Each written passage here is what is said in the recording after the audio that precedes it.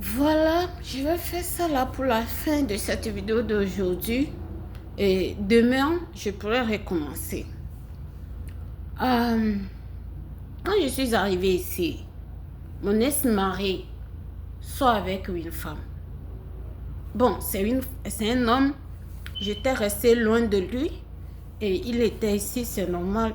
Il a le droit de sortir avec une femme. Ok, je ne peux pas interdire ça. Mais quand je suis arrivée, et je lui ai posé la question pour savoir, si tu aimes cette femme-là, tu peux aller avec elle.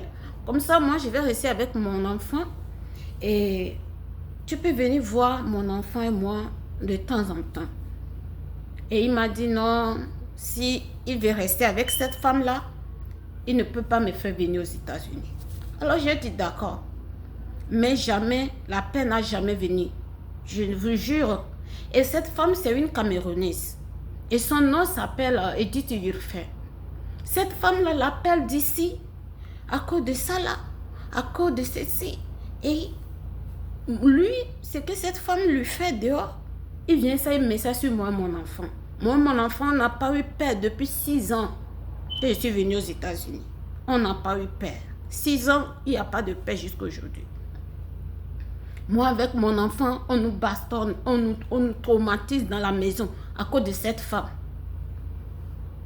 Jusqu'à un moment donné, moi, j'ai laissé tomber. J'ai laissé tout tomber. Je me suis dit dans mon cœur, ce qu'il va faire, il n'a qu'à le faire. Et finalement, je ne savais pas.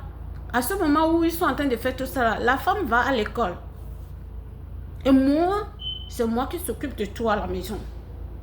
Quand la femme a fini ses études, jusqu'à la femme a fini ses études, la femme a fini ses études, la femme est venue aux États-Unis, à Arizona, dans l'état où nous sommes. Et elle dit qu'elle est en train de chercher du travail.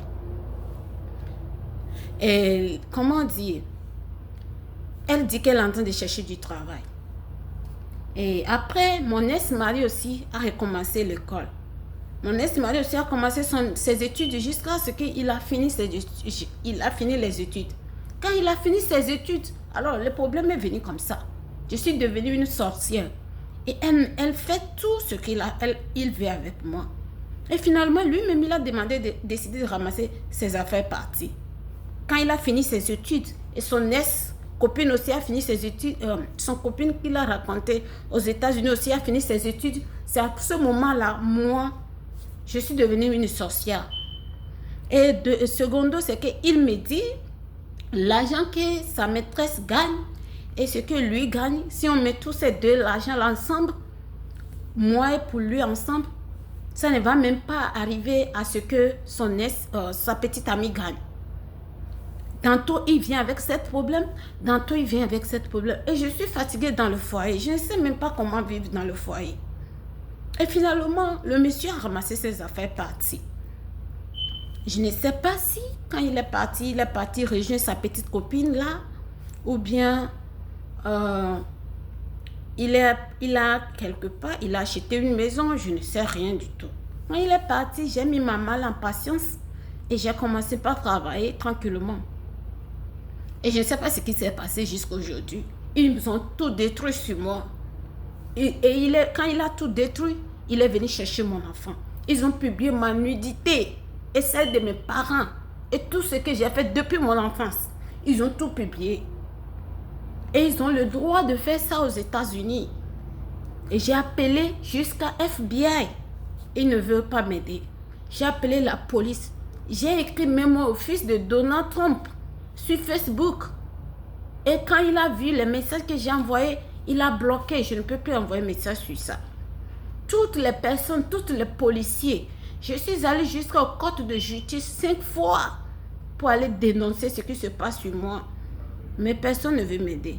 Il ne fait que dire que moi j'ai une maladie mentale. Il ne fait que dire que moi j'ai une maladie mentale. Je suis allée jusqu'à New York. Et à New York, là-bas, j'ai amené mon ID à les policiers de voir pour voir ce qui se passe. Les policiers ne veulent pas m'aider. Finalement, je suis arrivée dans une police à New York et c'est cette police-là qui m'a aidé à pu parler avec mon enfant parce que je lui ai remis le numéro de mon ex-mari et il a appelé mon ex-mari et j'ai pu parler avec mon enfant. Et Famille Terkouagou a interdit catégoriquement que je ne dois pas parler à mon fils. J'ai besoin de l'aide, aide-moi. Je suis l'orpheline de père et de mère. Ma famille, c'est une famille qui n'aime pas de problèmes. Et moi-même, je n'aime pas trop parler. Parfois, ça me fatigue. Ça me fatigue de parler. J'aime rester dans un lieu qui est calme. Et je ne demande beaucoup de choses. Si quelqu'un peut m'aider pour éclaircir cette histoire-là, si c'est à cause de l'argent que j'ai gagné, qu'ils ont fabriqué tout ça là, je vous en supplie.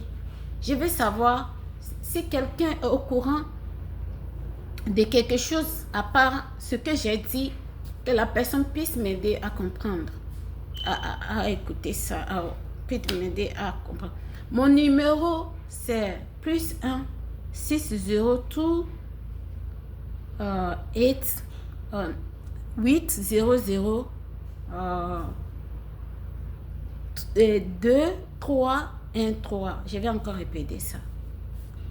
+1 602 800 tout 3 1 et 3.